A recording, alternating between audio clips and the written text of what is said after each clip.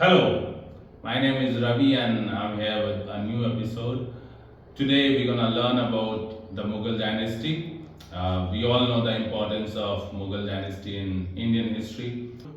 But before we jump onto the Mughal dynasty, we should first get to know about how it emerged. What is the origin point? Where did they come from? And to explain this particular topic, I would like to start with their period in which they ruled in our country. Their period started right from 1526 when Babur first attacked India and defeated Ibrahim Lodi in the first battle of Panipat, and from there onwards it lasted till 1857 when Bahadur Shah Jafar was sent on an exile by the Britishers, and that's when the British company established full control over India. So we're gonna learn about the origin of Mughals. Where did they come from? When we talk about Mughals, when we talk about any family for that matter, we have a maternal family, we have a paternal family. Those who don't know these two terms, maternal family is नानी का घर and paternal family is दादा का घर. तो आप एक दादा की तरफ से एक फैमिली होती है और एक नाना की तरफ से फैमिली होती है. So when we talk about paternal family,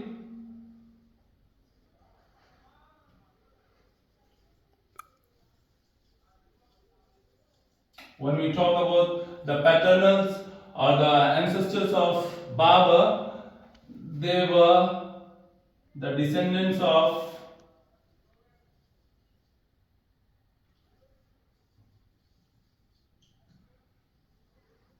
Timur. Now, those who have not read about Timur, I will explain you. And as far as their maternal family is concerned, they were the descendants of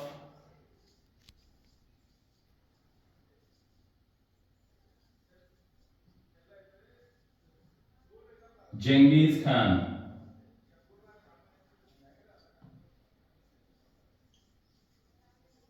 who was the founder of Mongol dynasty.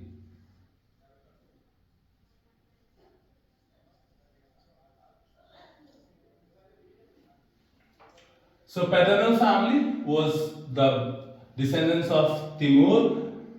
Their ancestors were one of their ancestors was the great emperor Timur. We know we will. I'll explain about Timur in detail.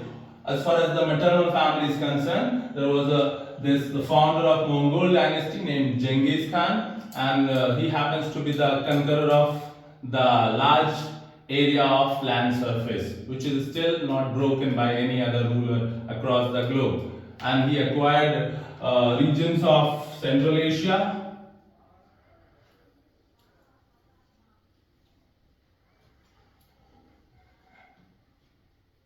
Russia, Europe, West Asia.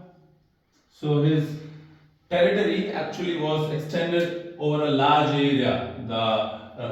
We all know how big or how large a country is Russia, and similarly, Timur, well, he was the conqueror of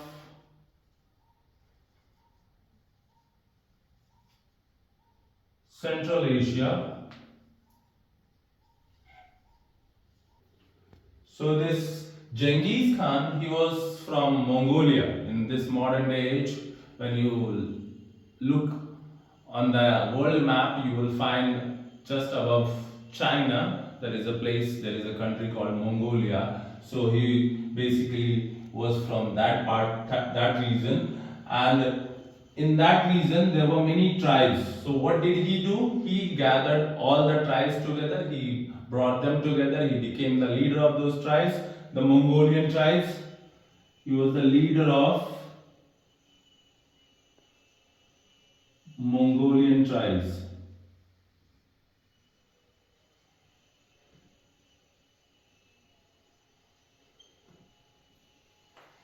And he became the leader. He gathered them. He formed a very powerful army where he trained his soldiers,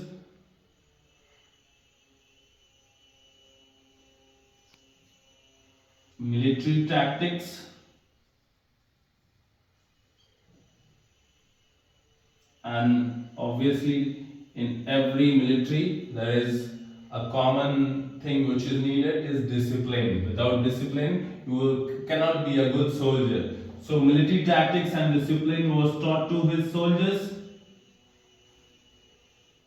and this is how he made them a powerful unit which was unbeatable, and that is why they were able to take control over such a large part of Asia and Europe, Central Asia, including China, Western Asia, and obviously the Great Russia.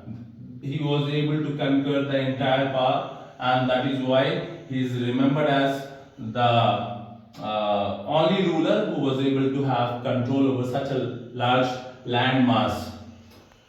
Then he also introduced some strict laws for the society. Obviously, he introduced strict laws which were called Yasa.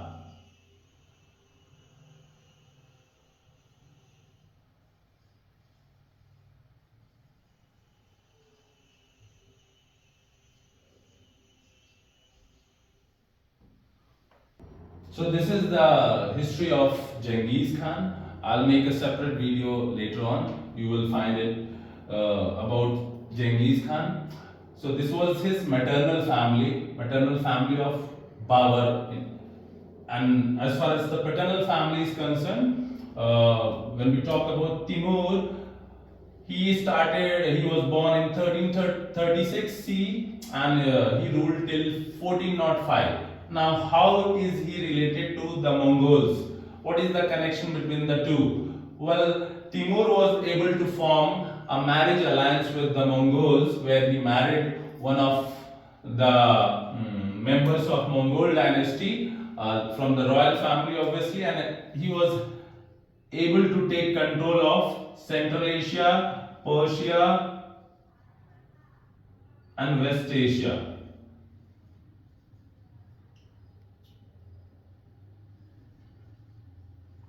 So, so he set his capital. He set his capital at Samarkand.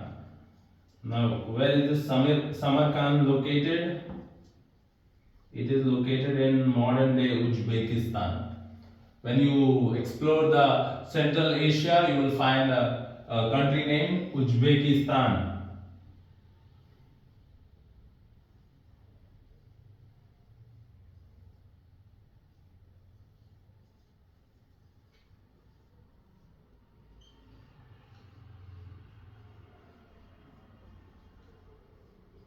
So he established his capital at Uzbekistan. He also invaded Delhi when there was this Sultan named Mahmud Tughlaq.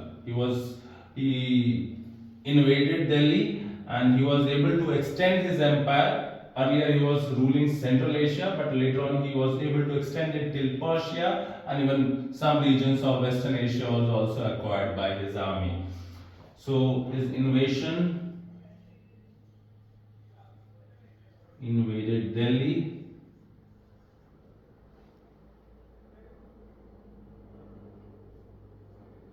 Then, as far as the history is concerned, Timur was famously known as a cruel ruler.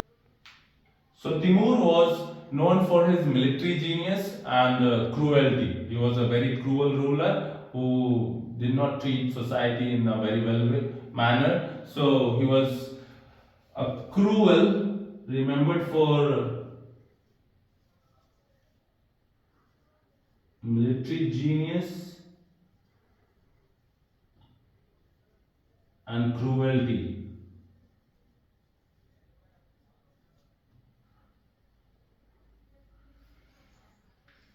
He died in 1405 while he was trying to take control over China, which is again a very large piece of landmass. So just like the Mongols, like how Mongols were able to acquire such a big landmass, even Timur wanted to have the same version of Mongols, where he also wanted to acquire full control over China, and that's when he lost his life and he died in 1405 CE.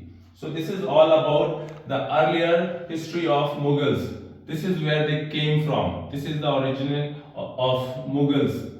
And in the later episodes, I will also explain how they established their control in India. This is it from this episode. Thanks for watching. Don't forget to subscribe and like my channel, and do share it with your friends. Jai Hind.